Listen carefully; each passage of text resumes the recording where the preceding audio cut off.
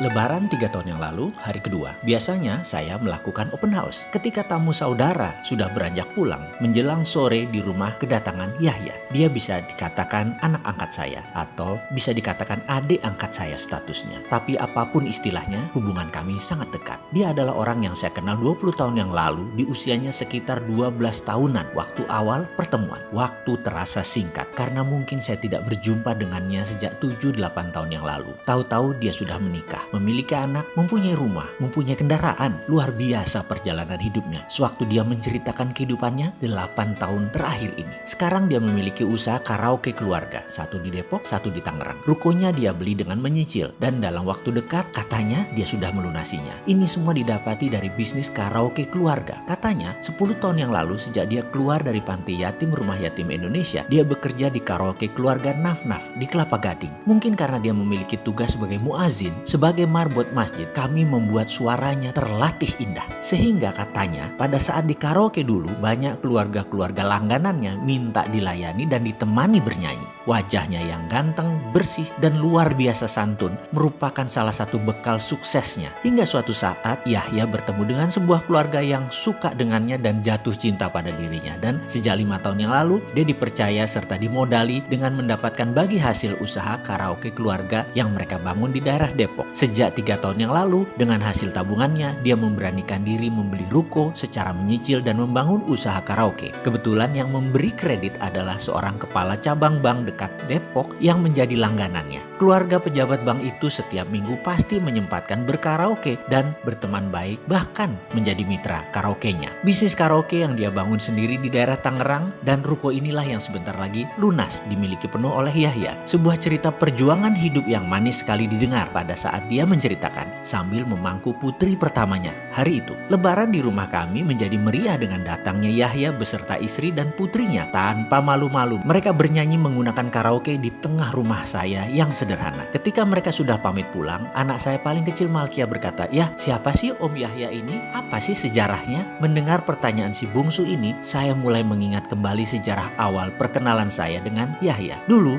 kita punya toko kelontong, toko Mirah Swalayan namanya. Salah satu cabang ada di daerah Cibubur, Perumahan Harapan Indah, dekat Pipa Gas Alam. Toko Mirah posisinya sangat terbuka dan bisa dilihat dari 4 arah jalan masuk komplek. Suatu hari ada anak 12 tahun minta tinggal di toko Mirah. Sama tante, adik saya, diizinkan. Besoknya saya ke toko Mirah dan saya ngobrol dengan anak itu. Anak ini menceritakan dirinya. Nama saya Martinus, asal Pulau Nias. Dan Martinus pun bercerita, karena ekonomi keluarga saya, 2 tahun yang lalu saya dibawa paman saya untuk tinggal di Depok. Katanya mau disekolahkan, tapi ternyata hanya jadi pembantu. Dan saya sering dikasari, baik dengan kata-kata maupun dengan tindakan. Saya jadi kabur. Saya untuk hidup cari cara, yaitu dengan jadi kenek mikrolet. Sudah 3 bulan jadi kenek, namun makan dan tempat tinggal hanya di emper-emper toko. Semua serba kurang. Saya sering sakit, menjadi kenek resikonya besar. Bisa celaka kalau tidak hati-hati. Detail juga dia menceritakan asal muasalnya. Karena angkot, saya sering lewat sini, ngetem di sini. Saya sering istirahat dan belanja di sini. Saya entah kenapa suka sekali, Pak. Karena itu saya pengen tinggal dan membantu di sini.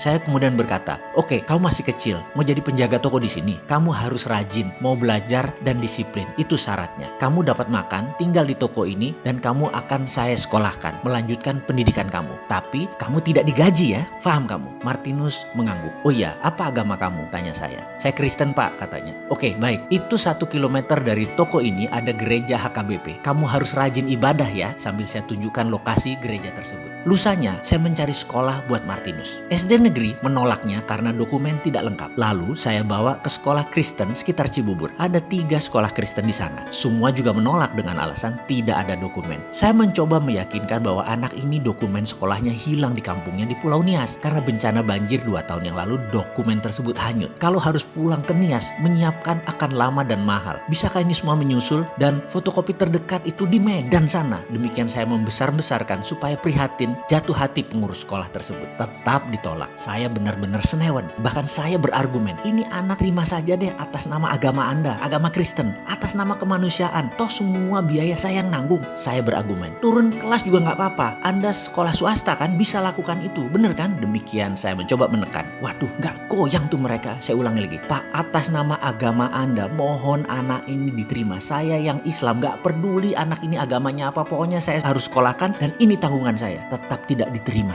di ketiganya. Yowes, cikar kanan vaya kondios, kita cari yang lain, itu kata saya. Ya toh, saya ambil gampangnya saja. Yang penting saya sudah mengungkapkan isi hati saya, isi hati Martinus. Saya lihat anak itu tertunduk lesu. Seharian 3 sekolah jawabannya sama. Lalu saya bilang pada Martinus, itulah kehidupan Martinus. Kamu kecewa, kamu sakit. Ya, penderitaan itu kalau dirasakan, ya pasti sakit. Tapi kalau dinikmati dan disyukuri, pasti nikmat dan berbuah hikmah. Sabar ya nak, oke, kamu saya bawa ke pesantren Cilodong, mau nggak? Dia mengangguk dan berkata, yang penting bisa sekolah pak. Nah gitu dong, itu namanya semangat, jawab saya. Saya bawa ke Ustadz Usman Palese, sahabat dan guru saya yang sudah lama saya kenal. Beliau dari pesantren Hidayatullah. Saya juga di Balikpapan dulu. Beliau salah satu pendiri pondok yatim Hidayatullah Balikpapan. Ketika bertemu saya ceritakan asal muasal Martinus dan Pak Ustadz Usman Palese berkata, tangan kami terbuka buat siapapun. Ada ilmu umum di sini yang kamu bisa ikuti, ada ilmu diniyah agama yang kamu boleh ikut, boleh juga tidak. Alhamdulillah Pak Ustadz mau menerima. Sejak saat itu Martinus sekolah pagi, siang bekerja dan tinggal di Toko Mirah. 4 tahun kemudian dia tinggal di pesantren Cilodong dan dia sudah tidak aktif lagi bekerja di Toko Mirah. Suatu hari Pak Usman Palese telepon saya, Mas Mardigu bisa ke Cilodong? Saya atur jadwal Pak dan esoknya saya pun merapat ke sana. Di depan rumah Pak Usman ada Martinus yang duduk dengan wajah serius. Lalu dia menyalami saya dan berkata, Pak, saya sudah berpikir masak-masak, saya sudah merenung, saya sudah berdoa tiap malam hampir 2 tahun ini. Dalam 5 tahun ini saya melihat keindahan teman-teman melakukan gerakan sholat, keceriaan Ramadan, merdunya suara azan di pagi subuh. Saya memutuskan untuk memeluk agama Islam. Boleh ya Pak? Saya menatap wajah Martinus dalam-dalam. Saya lihat wajah Pak Usman Palese yang berdiri agak ke belakang, wajahnya datar saja. Saya balik menatap Martinus. Agama bukan mainan. Saya menggelengkan kepala. Gak bisa kamu lakukan itu Martinus. Agama bukan untuk kamu punya-punyaan, untuk dibanding-bandingkan mana yang lebih baik, mana yang lebih bagus. Tapi agama adalah hal spiritual. Agama adalah hal yang sakral. Agama adalah keputusan keindahan kolbu sehingga memancar keluar. Yang kamu lihat baru luarnya saja. Kalau kamu sudah menemukan dalamnya, kamu baru mengerti dan boleh menyatakan apa yang kamu katakan barusan, kata saya. Pak Usman Palese meneruskan, kamu sudah dengar tadi ya, apa bedanya dengan perkataan saya dengan Pak Mardigu? Sama kan? Martinus menunduk, berkata lirih, Pak, boleh nggak saya jadi muazin, tukang azan? Memang kamu bisa? Saya bertanya. Bisa Pak, sudah sering latihan, jawabnya. Pak Usman Palese tanpa banyak tanya membawa Martinus dan saya ke masjid. 5 menit lagi masuk waktu maghrib. Kamu azan Martinus, kata Pak Usman. Wih, saya tersentak atas komentar dan putusan Pak Ustadz Usman Palese tersebut. Pak Haji, nggak salah nih, kan dia belum muslim. Saya bertanya yang tidak dijawab olehnya. Tak lama Martinus ambil mic dan diam berkonsentrasi sejenak. Kemudian dia diam cukup lama. Lalu dia menarik nafas dalam dan mengangkat tangan kanannya ke telinga kanan. Kemudian dia meneriakkan gema takbir azan. Allahu Akbar, Allahu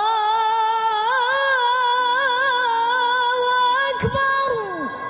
Saya tersentak, Pak Usman Palese tersentak. Subhanallah, suaranya indah sekali, agem, merdu, lekukannya fasih, cengkok murotal azan dimainkan dengan indah. Mendadak masjid penuh kehadiran jamaah, lebih banyak dari biasanya. Semua berkumpul di luar. Sebelum masuk ke masjid ada anak-anak, ada para tetangga, jamaah pesantren Hidayatullah Cilodong, baik tua muda, dan kami semua bertasbih memuji suara Martinus. Ini azan gak seperti biasanya terdengarnya. Bergetar kami menyaksikan seorang anak muda yang suara vokalnya indah, memanggil umat untuk berkumpul, untuk bersolat. Saya sampai meneteskan air mata mendengar azan indah dari anak berusia 17 tahun, Martinus asal Nias ini. Banyak ibu-ibu yang tahu siapa Martinus menyeka wajah mereka karena tetesan air mata sambil bergumam, indah banget ya suaranya. Lalu saya melirik dan berkata kepada Pak Usman Palese, Pak, saya rasa dia sudah mendapat hidayah nih Pak Ustadz. Pak Usman tidak menjawab cepat. Dia meresapi sesaat, diam, kemudian dia mengangguk setuju. Dipanggilnya Martinus sebelum salat maghrib dimulai. Di hadapan jamaah dan anak pesantren dan tetangga Cilodong, dia tanya, apakah kamu sudah mantap ingin memeluk Islam nak? Martinus mengangguk dan tertunduk. Ambil Al-Quran, pegang di dada kamu, kata Pak Usman.